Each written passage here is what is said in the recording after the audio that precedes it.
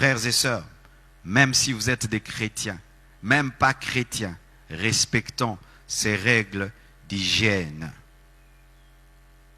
Matthieu 4, versets 5 à 7 dit, « Le diable le transporta dans la ville sainte, le plaça sur le haut du temple et lui dit, « Si tu es le Fils de Dieu, jette-toi en bas, car il est écrit, il donnera des ordres à ses anges à ton sujet, et ils te porteront sur les mains, de peur que ton pied ne heurte contre une pierre. » Jésus lui dit, « Il est aussi écrit, tu ne tenteras point le Seigneur ton Dieu. » J'en ai parlé le mercredi, mais j'en parle encore parce que j'entends des gens qui disent, « Pasteur, moi j'ai la foi, je suis convaincu de saluer les gens comme je veux, je suis convaincu, tout ça, même quelqu'un tousse. » Frères, faites très attention avec une foi mal placée. Jésus-Christ avait une promesse qui lui était donnée, que Dieu ne permettra jamais qu'il se rompe le pied. Mais quand le diable est venu, afin de le pousser à forcer la main de Dieu, Jésus a refusé, disant, tu ne tenteras pas l'Éternel ton Dieu. C'est quoi tenter Dieu? C'est forcer la main de Dieu. C'est obliger Dieu à te protéger. C'est te mettre dans l'insécurité et dire à Dieu, protège-moi. Nous sommes chrétiens, mais quand nous dormons, nous fermons nos portes à clé. Pourquoi nous ne laissons pas nos portes grandement ouvertes au nom de la foi? Pourquoi?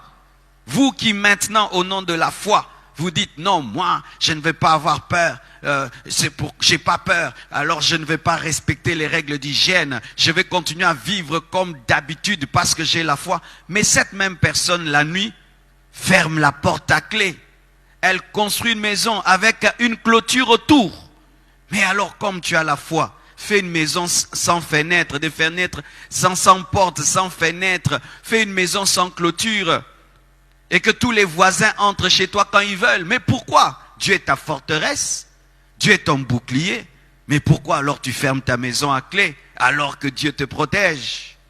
Mes frères, évitons cette foi sans intelligence, ce zèle sans intelligence, où nous contaminons les gens et nous nous laissons contaminer au nom de la foi. Quand est-ce que Dieu te protège? C'est lorsque tu ne lui impose pas de le faire. Tu n'es pas au courant. Quelqu'un tousse devant toi et sans que tu le veuilles, tu es contaminé. Dieu te guérit, Dieu te protège, oui. Mais ce n'est pas que tu vas aller vers la maladie, rechercher la maladie, rechercher le problème et imposer à Dieu de le faire, te jeter du haut du temple et demander à Dieu d'envoyer un ange pour te protéger. Jésus a refusé de se jeter, même si la promesse était là, même si Dieu est notre bouclier, même s'il est notre forteresse. Respectons les distances, respectons l'hygiène, respectons cela. Dieu n'est pas contre. Sinon, je répète, vous qui dites ça, plus de ceinture de sécurité dans vos voitures, ne fermez plus vos maisons à clé parce que Dieu vous protège. Allez manger dans les poubelles aussi parce que Dieu vous protège. Mangez par terre parce que Dieu vous protège. Ne mangez même plus parce que Dieu est votre nourriture. Alors quand j'entre dans votre théorie là, jusqu'à l'extrême, c'est de l'enfantillage.